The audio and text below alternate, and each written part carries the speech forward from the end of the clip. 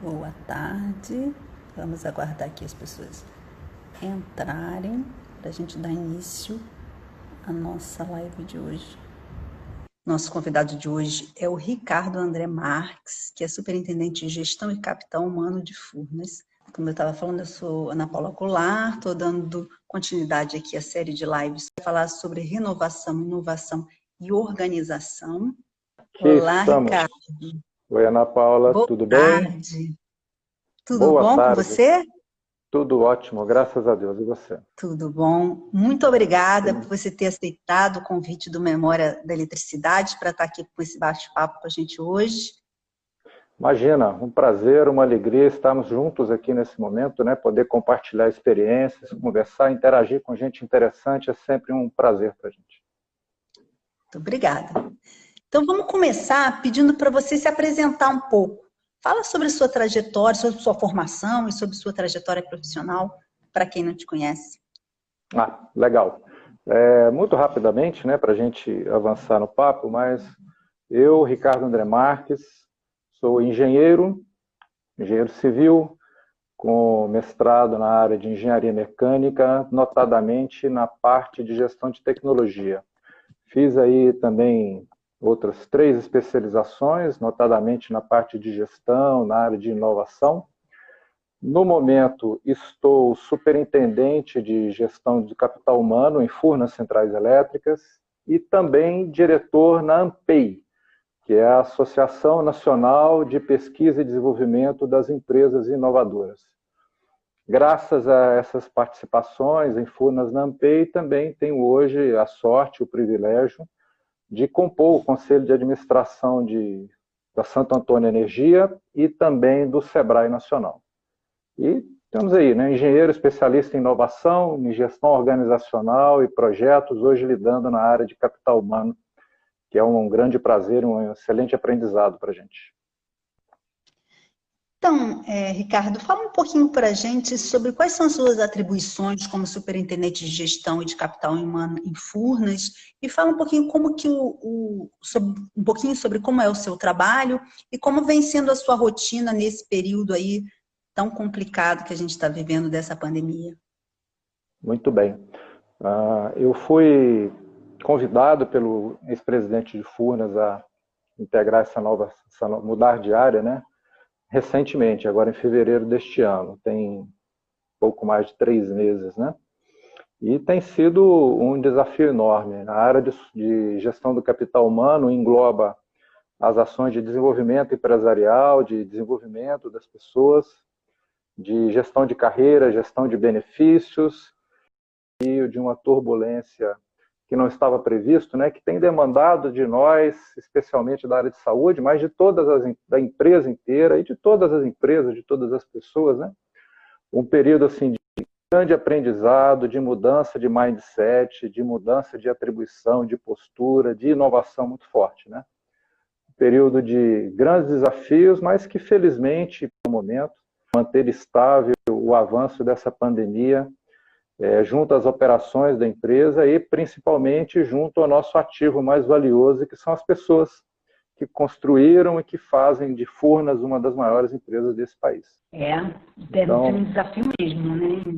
Imagino a responsabilidade de estar à frente dessa superintendência nesse momento, né? Nesse momento, e não só o fato da gestão das pessoas, né, mas de ter nesse momento, mais do que talvez em momentos anteriores, a gestão de pessoas como elemento central da estratégia da empresa, né? É uma empresa que tem um nível de responsabilidade elevado, 40% da energia do país circula por nossas instalações, por nossas usinas, subestações, linhas de transmissão, e nesse momento, especialmente, garantir o suprimento desse bem fundamental para a sociedade, para as pessoas, que é a energia elétrica, né, tem sido um especial desafio. Temos conseguido obter bons resultados, nível de disseminação da doença, desse vírus, né, entre as pessoas que trabalham conosco, notadamente os nossos empregados, tem sido baixo, né, frente à situação, contando que a nossa empresa está instalada naquele que foi o epicentro, né, na origem da pandemia no Brasil, que é o eixo Rio-São Paulo, né? As nossas principais instalações estão nessas cidades, além de estar espalhadas além de outros 9 estados, né? Pegando do estado do Mato Grosso até o estado do Rio de Janeiro, de oeste a leste, do estado do Tocantins até o estado do Paraná, também de norte a sul do país, né? É uma responsabilidade grande, mas que temos conseguido, graças a Deus, e a muito esforço, a muita estratégia e muita inovação, conseguir superar e ter obtido o relativo sucesso até esse momento. Não estamos satisfeitos porque a vitória ainda não chegou, mas estamos no caminho, né? Uma batalha por vez, e é assim que a gente trabalha. A gente está vivendo um momento muito dramático, né? Mas sem sombra de dúvida. Para as empresas, para as pessoas, para as famílias, né? Para a economia de uma maneira geral, para toda a nossa sociedade, né? E a inovação passa a ser também um elemento chave aí nesse contexto, né? E aí é que é um... Muito, né? Então, Ricardo, vamos então falar de inovação, né? Que é o nosso tema do nosso papo hoje aqui. Eu queria pedir para você fazer um panorama, para a gente começar essa conversa, um panorama desse campo da inovação no Brasil hoje. Quer dizer, como ele funciona, qual é a sua dinâmica, quais são os seus principais agentes. Poderia dar uma visão geral para a gente aqui? Claro. Esse é um dos assuntos que dá mais prazer para que o tema tem, né? Assim, só para ilustrar e sensibilizar a todos da importância da inovação com base em resultado, né? Eu, particularmente, fui treinado e tenho trabalhado a minha vida inteira para aproveitar cada onda que se apresenta para converter cada onda em, de fato, um ciclo de desenvolvimento e crescimento, né? Então, vamos lá retomar. Você estava falando, desculpe ter interrompido o seu raciocínio. Nada, imagina. Falando desse panorama, estava dando esse panorama da inovação no Brasil, falando dos agentes e tal. Podemos retomar? Então, podemos, vamos lá. Então, assim, o grande esforço é exatamente de articular esse denominado ecossistema de inovação em prol de temas que sejam caros e que nos quais o país possa, de fato, ocupar um espaço relevante, né? Dentro da linha de políticas, acho que é importante a questão de entendermos quais são as vocações que o nosso país tem, quais são as vantagens competitivas que podemos ter, e em cima disso a gente conseguir direcionar melhor os nossos esforços, né? Um exemplo que eu dou, comumente, é a questão da biotecnologia. Nosso país tem uma posição bastante interessante do ponto de vista de conhecimento na área de energias renováveis, notadamente aquelas vinculadas à biotecnologia. E isso pode ser, por exemplo, uma área que a gente deva estar sempre investindo para buscar diferenciais competitivos para o nosso país, que são temas nos quais o nosso país tem vocação para competir nessa arena que é o mundo, né? Para que a gente possa ser bem-sucedido e poder alcançar patamares, níveis de desenvolvimento econômico e social mais elevados do que esses que a gente tem observado até o momento, né? E só para ilustrar a relevância disso, um outro dado que eu gosto de dar, eu gosto de estar sempre mencionando, né?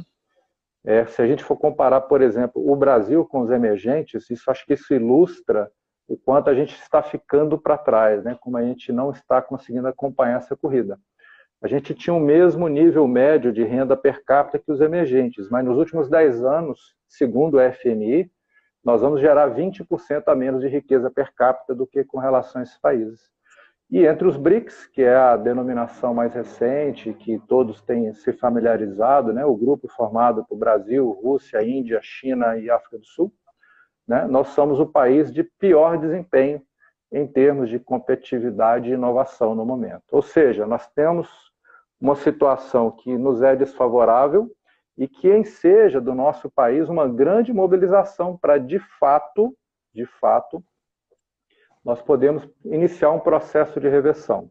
E só com uma melhor articulação desses componentes e desses entes, né, dessas organizações que compõem o nosso ecossistema, vamos conseguir reverter esse processo, esse jogo que é do interesse de todos nós, né? Todos juntos, governo é o que a gente chama de tripla hélice, né? Governo, universidades e empresas, né? Trabalhando de forma articulada e organizada para alcançar níveis de desempenho diferentes aos que a gente tem tido atualmente. E tem surgido novos fatos aí antes da Covid, né? Mas tem surgido novos elementos nos últimos anos nesse contexto de inovação que você queira destacar, e apontando ajustes de rumos em direção a isso que você acabou de falar?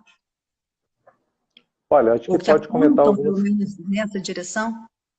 A gente pode apontar algumas questões, notadamente aquilo que diz respeito. Vou falar primeiro do ponto de vista de governo, daquele trabalho de articulação que a gente tem feito pela ANPEI, e vou falar também do meio do setor produtivo, né? Do ponto de vista de governo, a gente tem procurado interagir via ANPEI, no sentido de articulação institucional para melhor integrar as políticas públicas. A gente vê claramente um desbalanceamento hoje da política econômica se sobrepondo muito a outras pautas, né? Como, por exemplo, a política de ciência, tecnologia e inovação, que, por definição, é uma política de médio e longo prazo, com relação, por exemplo, à política educacional, né? E o que a gente precisa achar é o meio termo, onde a gente possa ajustar e equilibrar a responsabilidade fiscal, que é uma preocupação bastante lícita e correta, né, que deve ser buscada, sem perder de vista o desenvolvimento do nosso país com um horizonte de médio e longo prazo, né? E esse melhor equilíbrio e ajuste de políticas públicas é um ponto importante. Tem sido muito debatido, os diversos atores têm se engajado nesse trabalho e assim a gente tem feito. Do ponto de vista do mercado, dos atores produtivos, né, da juventude, né, a gente tem tido um movimento recente também muito interessante, que é a de mobilização dos jovens e dos pequenos empreendedores, notadamente das startups, né? É um movimento bastante interessante, que é um movimento mundial, tem se intensificado no nosso país via mobilização, via constituição de fundos privados para investimento e inovação, e isso tem se consolidado cada vez mais. Só para se ter uma ideia, um outro dado que ilustra bem isso, só de fundos privados para investimento de capital de risco em atividades inovadoras, o nosso país teve, no ano passado, algo parecido com 40 bilhões de reais. Somente com fundos privados de capital de risco voltado à inovação, algo parecido com 40 bilhões de reais. E o que a gente precisa ter para conectar a mente do jovem empreendedor, de alguém que está fundando uma nova empresa com este capital? É a organização do ecossistema de inovação. É fazer o encontro do investidor, do capitalista que tem um recurso e que é lícito para que ele procure retorno para o seu recurso, né? Com esse empreendedor que, de fato, tem alguma solução inovadora, um produto bacana, algo que tem a chance de vencer na arena global, né? E essa organização do ecossistema tem arranjos diversos, né? Eu vou citar como exemplo, no último final de semana, o Hacking Help é um grande hackathon, um grande movimento de empresas, grande porte, médio porte, de pequeno porte, que visa exatamente integrar essa turma, né? E foi um movimento muito bacana, a gente teve a oportunidade de poder ajudar, de ser jurado nesse processo, e é sempre uma experiência muito enriquecedora. Deixa eu te perguntar uma coisa que eu fiquei curiosa aí você falando. Dois grandes atores desse ecossistema universidade, instituto de pesquisa e empresas. Essa relação entre universidade, pesquisa e empresas, historicamente não é uma relação tão tranquila quanto desejável, né? O que você tem visto dessa articulação e o que você acha que seria interessante para melhorar a articulação desses atores, tendo em vista esse cenário da inovação? Olha, Ana, não tem a menor dúvida que um dos grandes avanços que a gente teve no passado recente, que a gente tem que batalhar, né, para ser implementado, é o marco de ciência, tecnologia e inovação, o marco legal da inovação, né? Porque a gente tem algumas dicotomias. Como chegar, por exemplo, para um professor de uma universidade federal? A gente tem algumas universidades de excelente nível, né? Bem ranqueadas em nível internacional, inclusive, e querer que ele, de fato, inove, que ele introduza um produto no mercado, que ele se ligue com uma empresa, se algumas métricas de reconhecimento para esse profissional não são voltadas ao ponto de vista econômico, mas são voltadas ao ponto de vista acadêmico, né? A instituição de foco da relação de reconhecimento desses profissionais, desses pesquisadores, vários deles são notáveis a nível mundial, em nível mundial, né? Tem que voltar à atividade econômica. Um outro exemplo, a questão dos fundos, né, dos recursos voltados às universidades públicas, né? A venda de serviços, a venda de consultoria, a eventual internalização de um produto desenvolvido numa universidade em parceria com uma empresa, ele, quando gera valor, ele não retorna para a universidade como um novo recurso para que ela possa internalizar um ciclo virtuoso de desenvolvimento. A gente tem aí algumas amarras legais que, de fato, notadamente, são bastante limitadoras, né, desse engajamento, desse acoplamento dos atores, né, desse nosso ecossistema. Então, esse marco legal de ciência, tecnologia e inovação, que foi promulgado, foi sancionado recentemente, ele ainda carece de algumas regulamentações, notadamente do ponto de vista de propriedade intelectual. Eu acho que é dever e é um anseio, né, de todos os agentes engajados na promoção de um novo patamar de desenvolvimento e inovação, que a gente possa regulamentar, que a gente possa desamarrar essas nossas travas, né? Eu que sou gestor de uma empresa de administração indireta do governo federal, a gente sabe do risco, né, de eventualmente você tomar alguma medida administrativa, por mais bem intencionado que você esteja, que não esteja aderente à interpretação, por exemplo, de órgãos de controle a respeito da interpretação dos dispositivos legais, né? Então, assim, a gente tem um emaranhado de normas, regras e burocracias que não notadamente estão orientadas para resultado, estão orientadas para procedimento, e o mundo trabalha por resultado e não por regra, né? A realidade que bate à nossa porta é uma realidade de resultado e não de regra, né?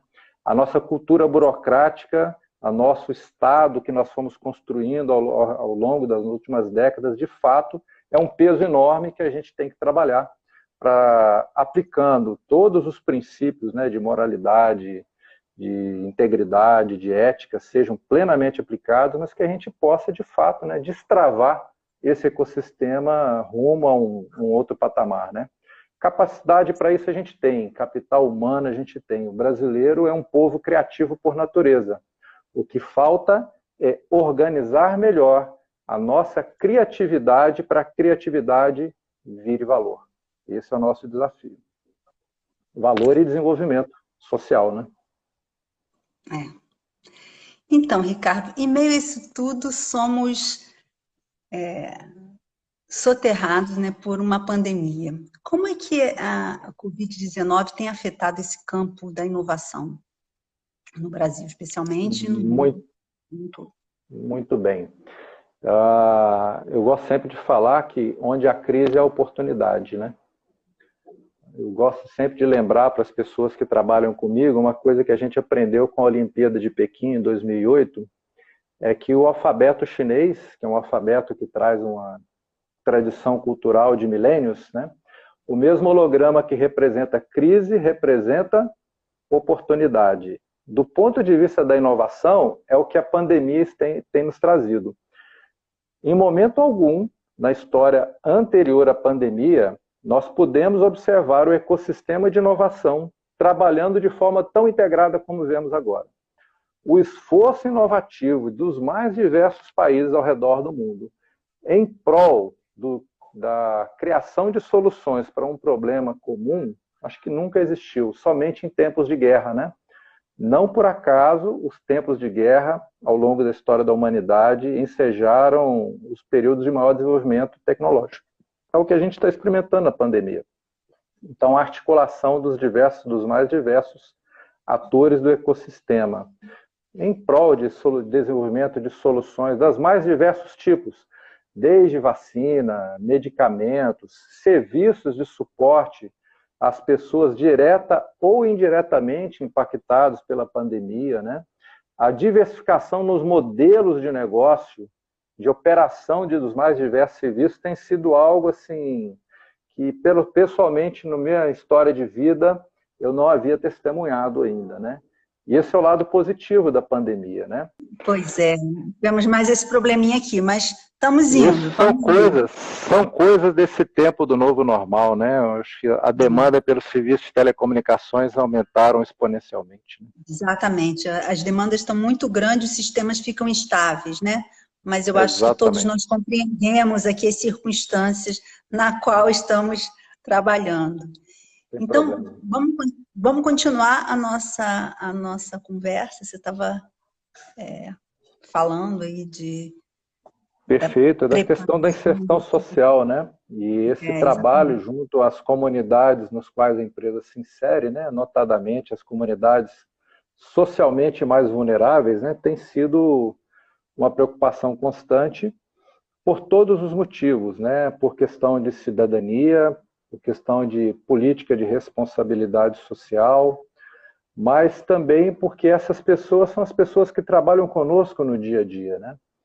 E é uma situação especialmente importante porque uma das funções mais essenciais que nós temos na empresa hoje é o trabalho da limpeza, né? Uma empresa tradicional, uma empresa de engenharia de ponta, de engenharia pesada, né? Tem hoje como uma das suas atividades mais importantes o pessoal da parte de higienização e limpeza, né? Então, é um trabalho fundamental. O nosso presidente fez questão de conversar com esse pessoal, mostrando a importância deles, porque na mão deles, né, na mão deste trabalho, na mão destas pessoas que estão conosco, está toda a nossa estratégia preventiva e defensiva, né? Porque, em grande parte, além das estratégias que envolvem tecnologia, envolvem inovação, estão algumas atividades que são bem básicas relacionadas à higienização, limpeza e, não raro, desinfecção de ambientes, que é uma prática que foi introduzida e desenvolvida internamente na nossa empresa, né? Tecnologia de desinfecção para ambientes, salas de controle de usinas e subestações, né? Foi apenas um protocolo adicional que foi desenvolvido na empresa, dentre os mais de 50 que eu havia comentado, né, no início da nossa conversa aqui. Então, assim, esse é um reflexo, né, uma mudança diferente, uma inversão do balanceamento de relevância, de nível de criticidade de cada uma das funções, né, e atividades que nós temos na empresa. É um reflexo do momento, Ricardo, né? É o novo normal. Ricardo, você estava falando aí da centralidade das lideranças nesse processo. Você poderia falar para a gente, na sua opinião, que novas atribuições são desejadas e exigidas dessas novas lideranças nesse novo contexto? O que muda, não, a centralidade você já falou, mas o que muda no próprio papel e lugar da liderança no comando dos processos? Olha, Ana Paula, eu diria que, na verdade, não é um papel que, para quem trabalha na área de gestão organizacional, é o meu caso, além de trabalhar, eu sou um estudioso da matéria, é um assunto que sempre me despertou interesse, não existe necessariamente um papel novo, mas sim um reforço de alguns papéis que não necessariamente estavam bem sedimentados nas nossas empresas, né? Furnas é uma empresa ligada à mudança de paradigmas tecnológicos, a grandes desafios, mas por ser uma empresa na área de serviço, na área de infraestrutura, ela tem uma cultura um pouco tradicional, né? Então, a inversão do papel do gestor, né, para o líder, existe um trabalho comportamental de mudança de mindset, no qual a gente passe muito mais da estratégia de comando-controle para a estratégia de mobilização e resultado, que passe muito mais pelo trabalho de estabelecimento e cobrança, né, de aplicação de protocolos e procedimentos para a aplicação de princípios e fundamentos na obtenção do resultado e na execução do trabalho, né? E essa é uma mudança que, do ponto de vista linguístico, é sutil, mas do ponto de vista de competências e do ponto de vista da execução, é muito relevante, né? É um salto de fato, né? A conversão de chefes gerentes em líderes é um papel, né? É um papel, uma tarefa grande que tem sido intensificada nesse momento.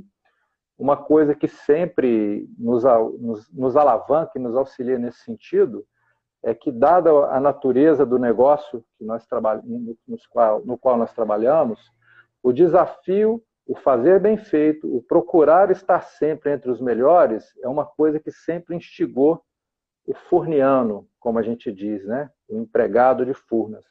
E isso, quando a gente coloca isso como desafio, as pessoas têm se engajado e têm se disponibilizado para assumir um papel diferente. Acho que essa é uma mudança, é uma mobilização muito importante que a gente tem procurado catalisar, sedimentar. Estamos começando um grande trabalho nesse momento, começou agora no mês de maio, vai se intensificar agora no mês de junho, um grande trabalho de transformação de liderança, em conjunto com a nossa holding, com a Eletrobras, exatamente para aproveitar esse momento da pandemia, para que a pandemia, do ponto de vista das nossas competências, não seja uma onda, mas sim o início de um ciclo novo, no qual a gente consolide competências novas para a gente ter um nível de desempenho diferente, superior àquele que a gente tem experimentado nos últimos tempos, né?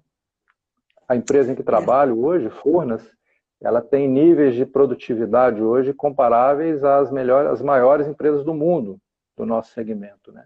Se formos comparar, por exemplo, a quantidade de empregados por megawatt instalado, com certeza nossa relação está melhor do que a média das 10 maiores empresas mundiais.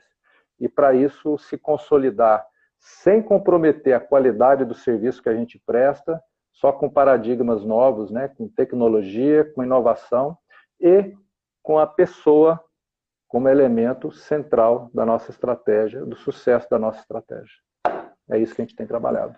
Obrigada. Mas você que trabalha com capital humano, né, você deve, né, sabe que eu imagino também, né, um grande desafio essa mudança de cultura, de prática, de mentalidades, né?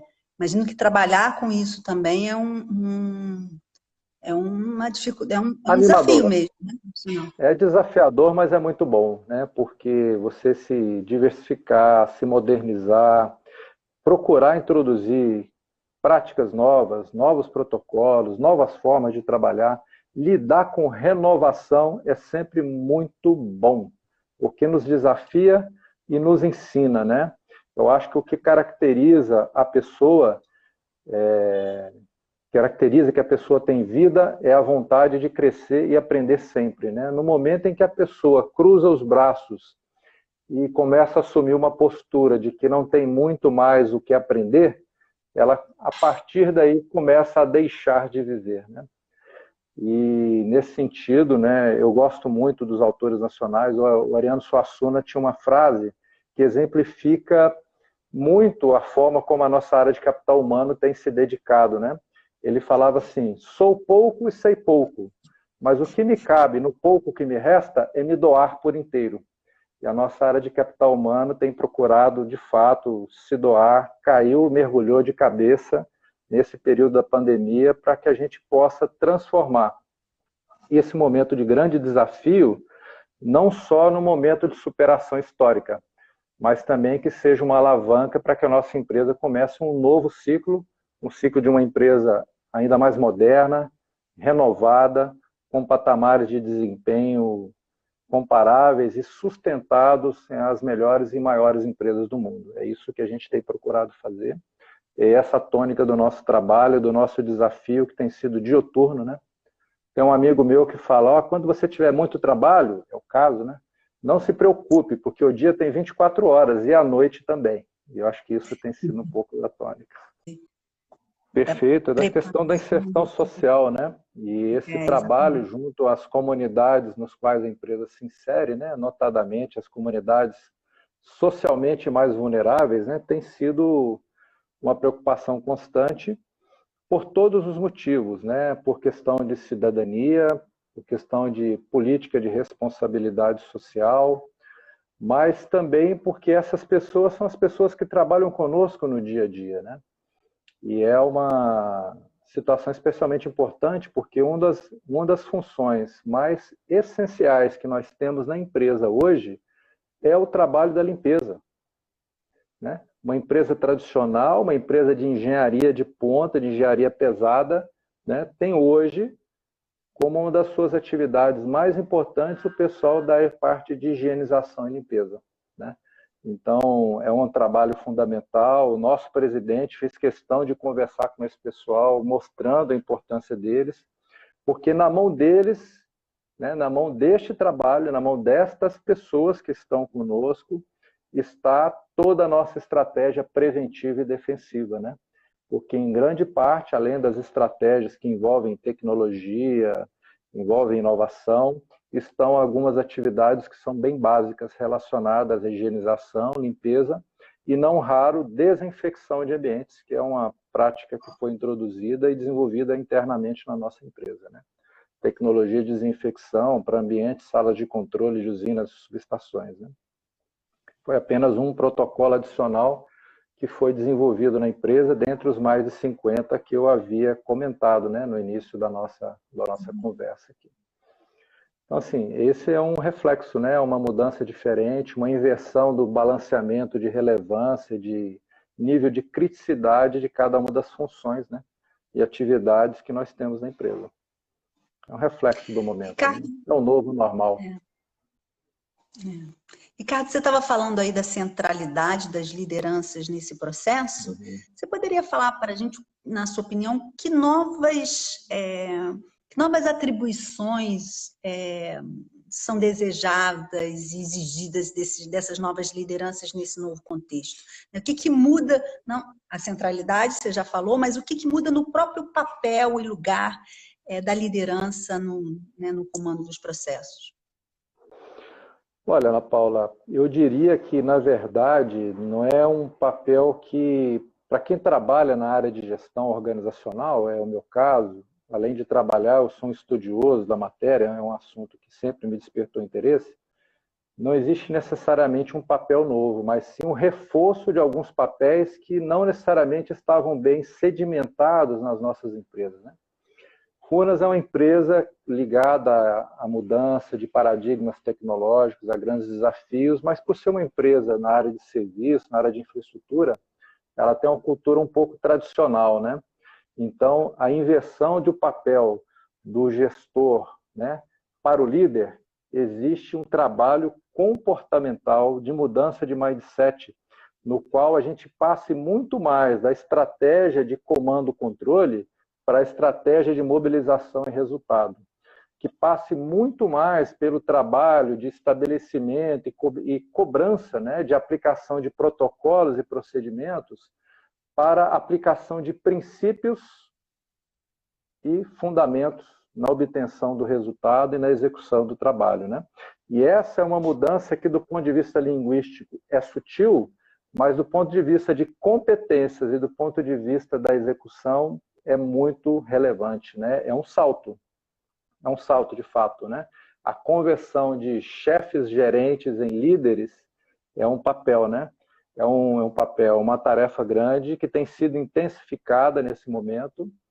Uma coisa que sempre nos alavanca e nos auxilia nesse sentido é que, dada a natureza do negócio que nós no qual nós trabalhamos, o desafio, o fazer bem feito, o procurar estar sempre entre os melhores, é uma coisa que sempre instigou o furniano, como a gente diz, né? O empregado de Furnas. E isso, quando a gente coloca isso como desafio, as pessoas têm se engajado e têm se disponibilizado para assumir um papel diferente. Acho que essa é uma mudança, é uma mobilização muito importante que a gente tem procurado catalisar, sedimentar.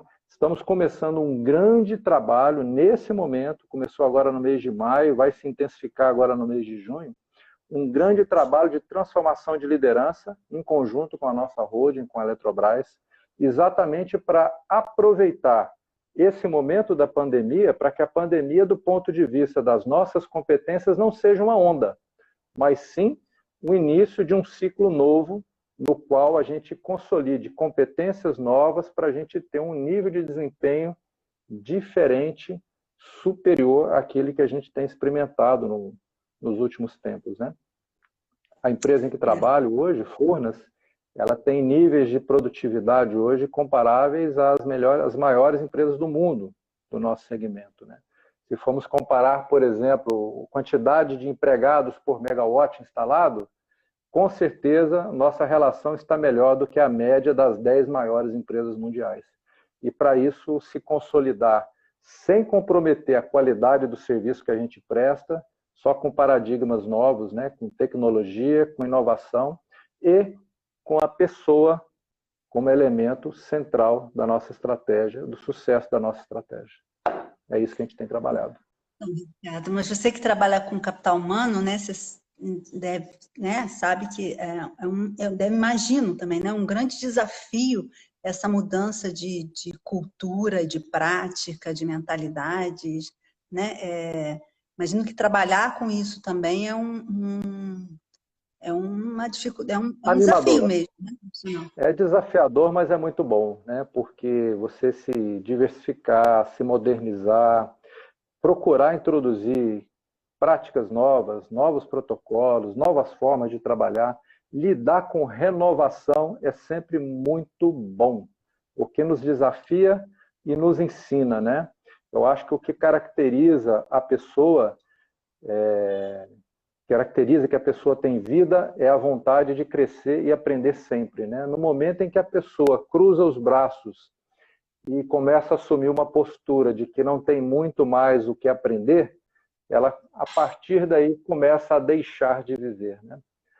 E, nesse sentido, né, eu gosto muito dos autores nacionais. O Ariano Suassuna tinha uma frase que exemplifica muito a forma como a nossa área de capital humano tem se dedicado, né? Ele falava assim: sou pouco e sei pouco, mas o que me cabe no pouco que me resta é me doar por inteiro.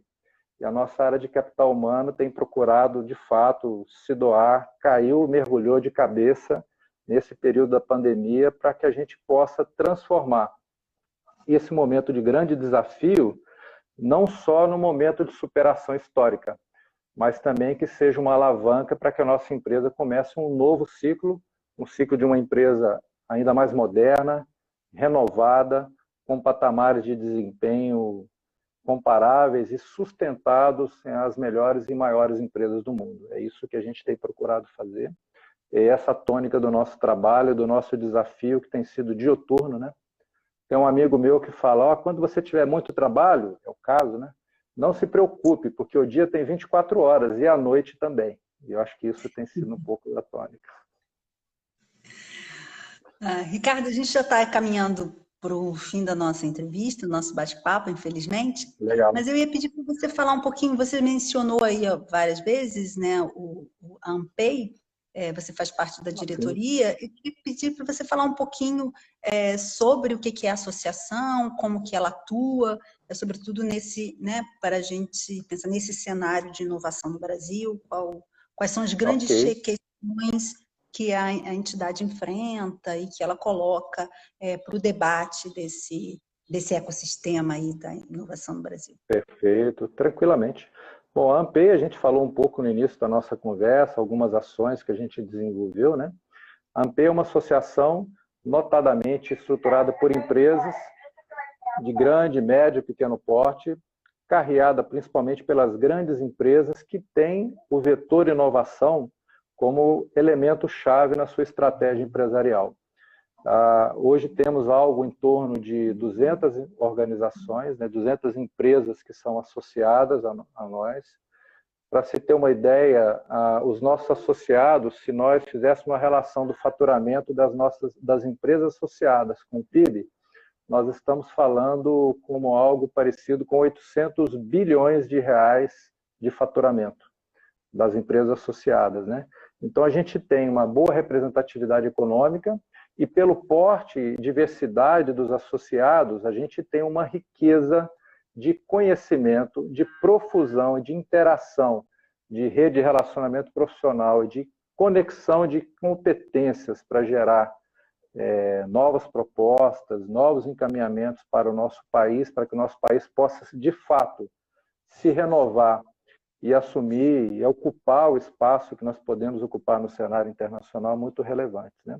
É uma associação que se ocupa da pauta do bem, é a pauta do que todos ganham e, via de regra, pela articulação desses diferentes atores do ecossistema, né? Eu gosto sempre de lembrar do conceito da tripla hélice: governo, universidades e empresas, que se essa hélice tripla trabalhar de forma articulada e organizada, a gente entra num ambiente muito mais virtuoso, muito mais produtivo do que o ambiente em que nós vivemos nesse momento, né? A ANPEI, por exemplo, nesse momento, participa de alguns fóruns de articulação junto ao governo federal, por exemplo, na revisão e no aprimoramento de um importante instrumento que é a Lei do Bem. Diversas empresas do país, né, usufruem desse benefício, mas uma grande quantidade de empresas ainda poderia se aproveitar, que na verdade diz respeito à dedução, à redução da base tributável do nosso lucro líquido, né, a partir das despesas, dos investimentos, dos gastos empresariais com atividades voltadas à inovação, com manutenção de doutores e mestres no seu quadro próprio, com a manutenção e desenvolvimento de laboratórios e projetos de pesquisa dentro da empresa, né? Porque lembra-se, no começo da conversa, eu falei que o Brasil tem uma dicotomia, tem um bom investimento público e um baixo nível de investimento privado. A Lei do Bem vem atuar nisso, né? Um outro dado que ilustra isso, que se a gente for pegar o universo de mestres e doutores do Brasil hoje, 80% deles estão na universidade e 20% na empresa. Os países de maior nível de desenvolvimento, a relação é exatamente a inversa, né? 80% de mestres e doutores na empresa, porque não tenha dúvida, é a empresa que gera riqueza. É a empresa que produz riqueza. Obviamente que as universidades têm um trabalho fundamental para sustentar a geração de riqueza, mas a produção efetivamente, a venda, a comercialização de produtos e serviços se dá pela empresa. E a atividade empresarial, capitalista, ela é lícita, é correta e é o que move o mundo, né? A gente tem que fazer com que isso seja bem feito, seja feito de forma organizada, de forma ordeira e socialmente justa, né? E é nesse sentido que a ANPEI trabalha, esse espaço que ela ocupa, de melhor articular os diferentes atores em prol dessa pauta do bem para o nosso país, que é de melhor articular, melhor organizar as interações, empresas, governo e universidades, centros de pesquisa, para que a gente possa ter serviços, produtos de cada vez mais valor agregado, porque isso é riqueza que vem para o nosso país, é conforto, é desenvolvimento econômico e social que vamos poder trazer para o nosso país para distribuir para a nossa população, ajudando a reduzir a enorme desigualdade que nós temos no nosso país, né, histórica, né? A inovação tem essa capacidade, na medida em que a gente conseguir disseminar para as pessoas condições melhor distribuídas de educação, de capacidade de instrução, de capacidade de inovar, com certeza a gente vai ter a oportunidade de resgatar a enorme capacidade criativa que o brasileiro tem para transformar a criatividade em valor. É esse o espaço que a ANPEI procura ocupar. Essa melhor articulação. Esses três atores aí não devem estar em situação de concorrência, mas em situação de colaboração, né? Constantemente, né?